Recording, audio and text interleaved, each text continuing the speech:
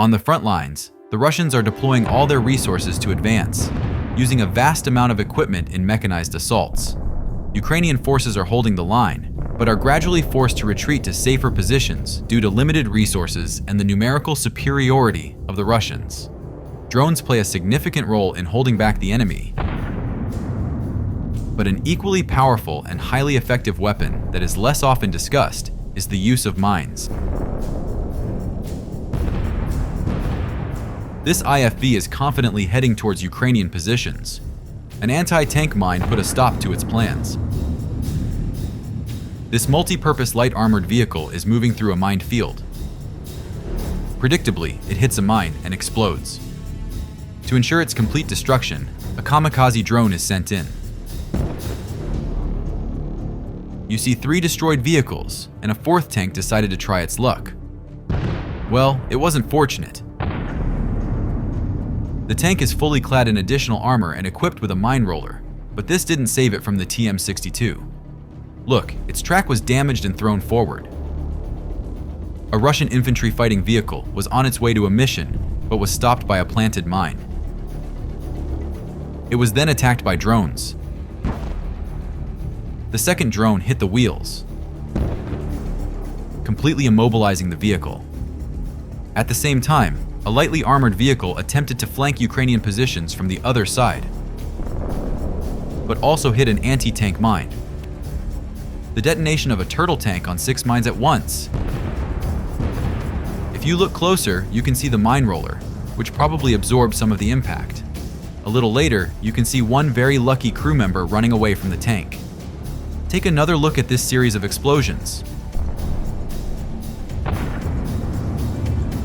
These 2 infantry fighting vehicles are moving near Ukrainian positions.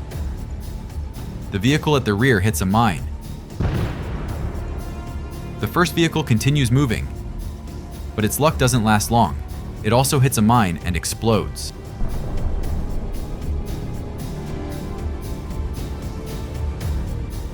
An infantry fighting vehicle attempted to break through to Ukrainian positions. Narrow areas are ideal for setting up mines. Observe the poor terrain and trees on one side, and trench lines on the other, making this spot perfect for mines. The vehicle explodes, and the attempt to break through fails due to a single mine. The Russians tried to break into the city, deploying 6 pieces of equipment for the assault. In such conditions, it's easier to set up a mine trap, with dense tree growth on one side, buildings on the other, and only one road. The area was perfect for an ambush. However, in this case, the kamikaze drones executed a very skillful operation. The first 2 vehicles passed through without issues, but the drone targets the 3rd vehicle. Look at that explosion. The infantry dismounts and scatters in different directions. At the same time, artillery begins to fire. The plans change, and the Russians start to retreat. But suddenly, another drone hits a vehicle. The vehicle at the rear meets the same fate. Look at that spectacular explosion again. Mining the approaches to the city, roads, and fields is a very powerful measure against any columns of equipment. Quality mining is practically impossible to overcome. Right now, you see 5 destroyed units of equipment. The Russians deployed another 4 units to try to break through the Ukrainian defenses. A tank with a mine plow detonates on a mine and stops the entire column. The equipment turns around and retreats. But one by one, they explode on mines. The result of this brief assault is a failure, with 4 units of equipment destroyed. Another example, soldiers expertly mined the field on the approaches to their positions.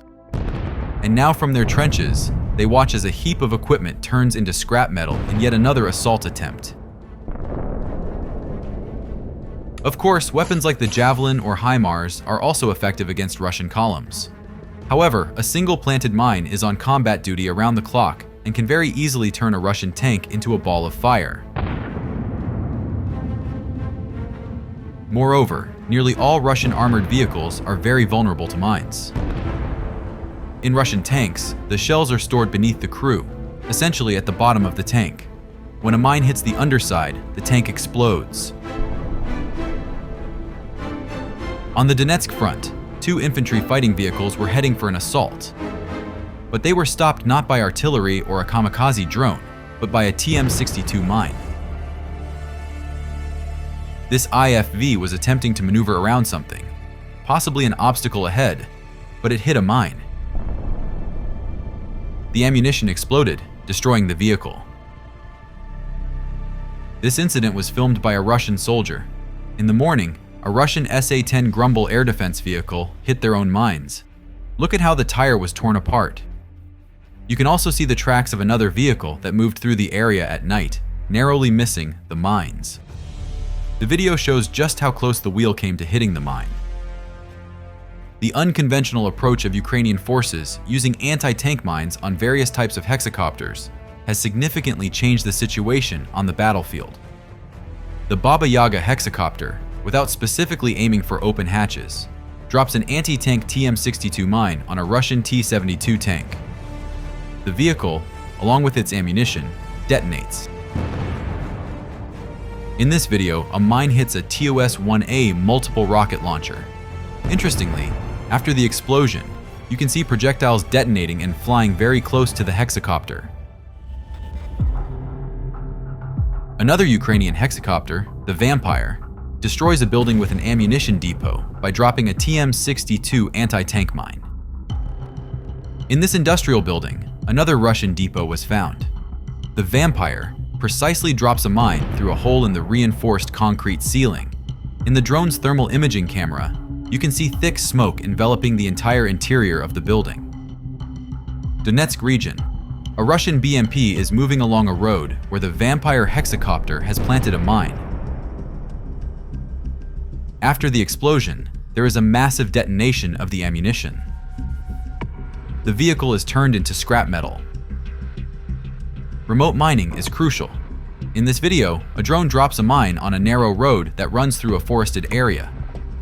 The Russians know this road is clear, as it's nearly impossible to lay a mine physically due to the proximity to positions. The APC moves confidently along the road but falls into the trap.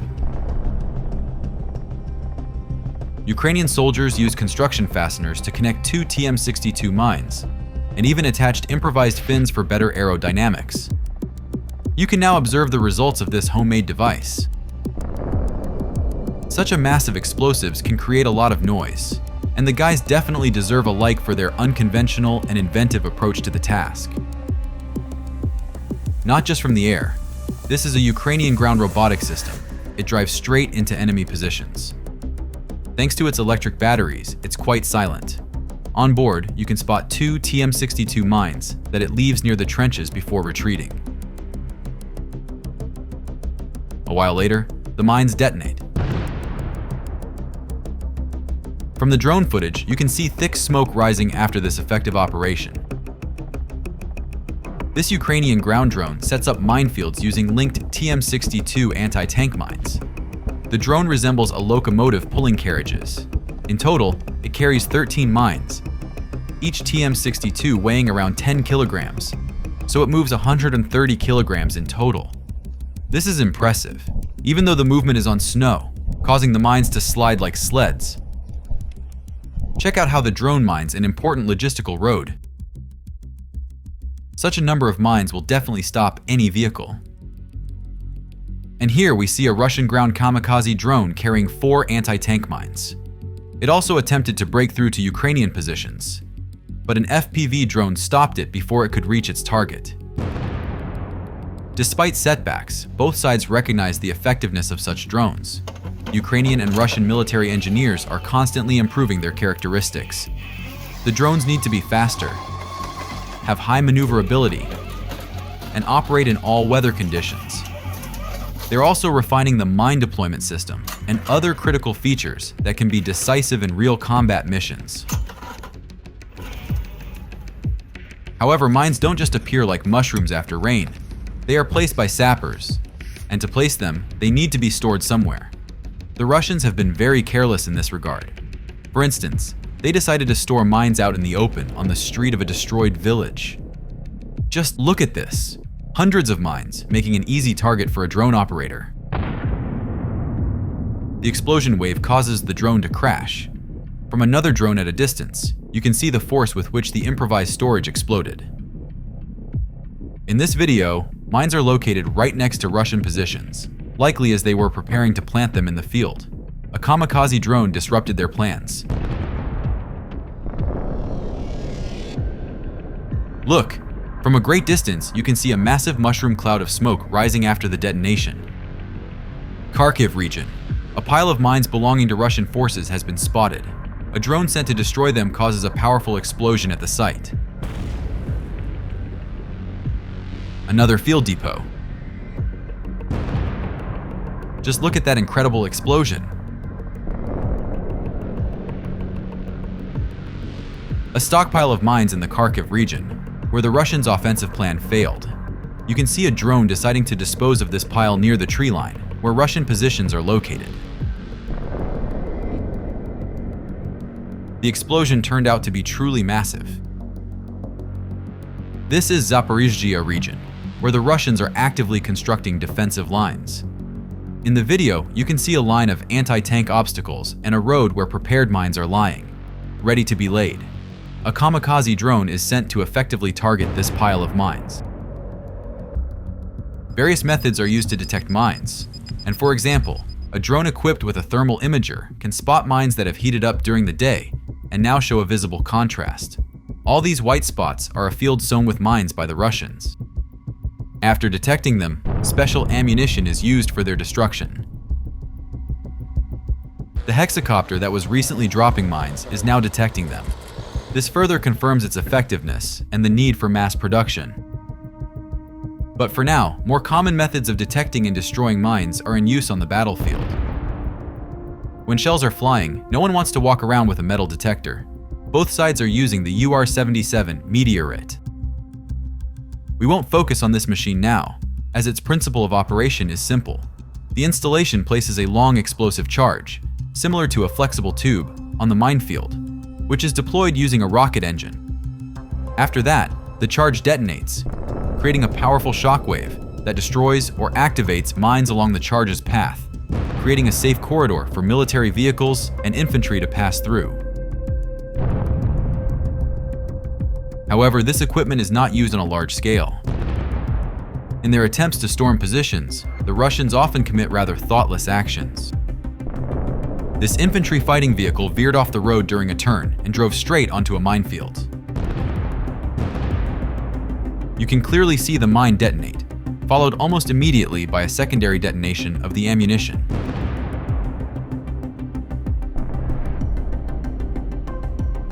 The Russians lost 3 units of equipment to mines. It's unclear what guided their decision to send another tank to be lost on this field. The equipment is already destroyed, and another tank appears to be deliberately approaching it closely to detonate any remaining mines nearby. In this case, there is clearly something wrong with the road. It might not be as apparent from the driver's seat as it is from the drone's perspective, but the consequences of negligence are visible to you now. This video isn't new, but it's unclear how anyone could have missed the 2 exposed and unmasked lines of TM62 mines. This doesn't happen often, but sometimes the Russians do refuse to advance and turn their vehicles around. If you think about it, this isn't a conscious choice. It's a basic brain function that kicks in when you see at least 6 destroyed pieces of equipment in front of you. Since the Soviet era, many mines have remained, most of which are TM62. They are simple to manufacture and lack complex technological electronics, as all processes occur via gears and springs. Regarding modernizations, it's worth mentioning an electronic detonator powered by 3 batteries. Another important feature is the mine's casing, which has recently been made from plastic instead of metal, making the mine harder to detect. Since the beginning of the full-scale invasion, mines have destroyed a significant amount of Russian equipment. To date, many questions remain, with the most pressing being, why did the Russians pass so easily through the bridges and roads from Crimea? Why weren't they mined? Perhaps this was pre-planned to hand over southern Ukraine, and only the resolve and spirit of the Ukrainian people played a key role. Share your thoughts on this in the comments. Thanks for watching, and see you next time.